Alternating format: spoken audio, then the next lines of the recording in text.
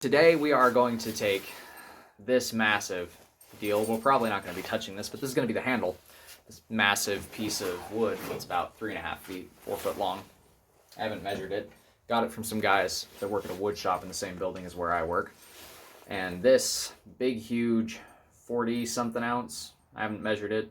I think it says 46 on the side. It might be 48, but I'm not too sure. Big, huge ball peen hammerhead. Going to be making the axe head for a halberd. So let's get to it, start up the fire, and start playing around. I'm probably only going to get some beginning work done on this today. Not going to get too super far, but we're going to go places.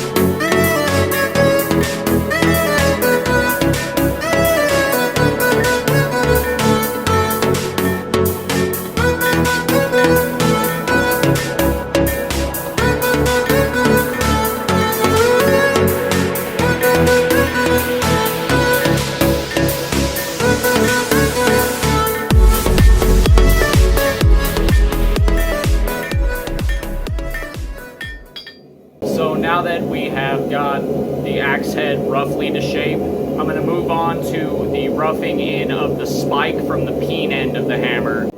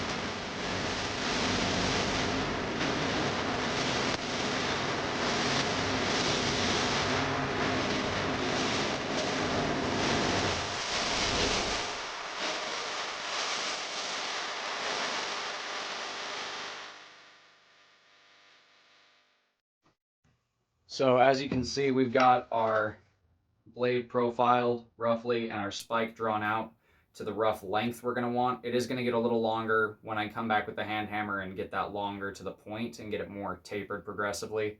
This socket's going to change shape entirely once we drift the new eye for it and make it large enough to accept the handle. So that does it for today's work on this. I'm just going to leave it here to cool down in the air and just anneal, get a little soft, let it kind of get some of the stress out before the next time I work it.